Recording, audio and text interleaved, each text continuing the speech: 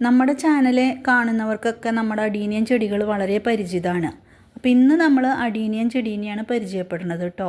അതിൻ്റെ വിത്ത് എങ്ങനെയാണ് ഉണ്ടാവുക, എവിടെ നിന്നാണ് വിത്ത് ഉണ്ടാവുക, അതെങ്ങനെ കളക്ട് ചെയ്ത് എടുത്ത് വയ്ക്കാം എന്നുള്ള കാര്യങ്ങളൊക്കെയാണ് നമ്മൾ ഇന്നത്തെ വീഡിയോയിൽ കൂടുതൽ നോക്കുന്നത്. അതിൻ്റെ പോട്ടി മിക്സ്, ബാക്കി വാട്ടറിങ്, അങ്ങനെയുള്ള കാര്യങ്ങളൊക്കെ നമ്മൾ മുമ്പ് പല വീഡിയോസും ചെയ്തിട്ടുണ്ട്.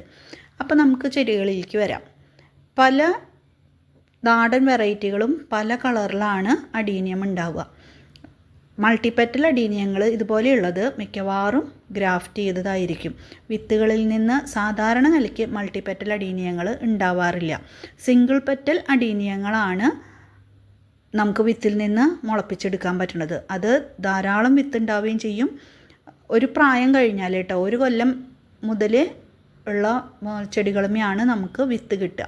അഡീനിയത്തിൻ്റെ കോഡെക്സുകൾ പൂവ് പോലെ തന്നെ പലരും ഇഷ്ടപ്പെടുന്ന ഒരു ചെടിയാണ്. അതായത് ബോൺസായി ആയിട്ടൊക്കെ നമുക്ക് വളർത്താൻ പറ്റുന്നതും, ആ ഒരു ബോൺസായി വർഗ്ഗത്തിലുള്ള ചെടികളോട് ഇഷ്ടമുള്ളവർക്കൊക്കെ കോഡെക്സിനോട് വളരെ പ്രിയം കാണാറുണ്ട്.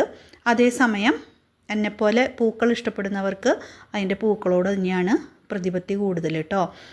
ധാരാളം പൂക്കൾ തരുന്ന, എന്നാൽ നമുക്ക് അധികം മെയിൻ്റനൻസ് വേണ്ടാത്ത ഒരു ചെടിയാണ് അഡീനിയം. കോഡെക്സ് ഇതുപോലെ ഇത്രയും വലുപ്പമൊക്കെ ആയി കിട്ടണമെങ്കിൽ ഇപ്പോൾ നിങ്ങൾ കാണുന്ന അഡീനിയത്തിനൊക്കെ ഒരു 5 കൊല്ലം തൊട്ട് 8 കൊല്ലം വരെ പ്രായമുള്ള അഡീനിയങ്ങളാണ്. അപ്പോൾ കോഡെക്സ് നല്ലപോലെ വലുതാവണമെങ്കിൽ ആ ചെടി അത്രയും നാൾ നിലനിൽക്കണം. അത് നല്ലോണം സൂര്യപ്രകാശം കിട്ടുക, സൺലൈറ്റിൻ്റെ കാര്യത്തിൽ മാത്രമാണ് ആൾക്കൊരു കോംപ്രമൈസ് ഇല്ലാത്ത. ബാക്കി എല്ലാം കൊണ്ടും നമുക്ക് വളരെ സുഖമായിട്ട് വളർത്താൻ പറ്റും. നല്ലോണം സൂര്യപ്രകാശം കിട്ടണം, വെയിലുള്ള സ്ഥലത്ത് വെച്ച് കഴിഞ്ഞാൽ ധാരാളം പൂക്കളും കിട്ടും. ഇതുപോലെ പൂക്കൾ കൊഴിഞ്ഞു പോയിട്ടുള്ള ഭാഗങ്ങളിൽ നിന്നാണ് അതിന് വിത്ത് ഉണ്ടാവുക.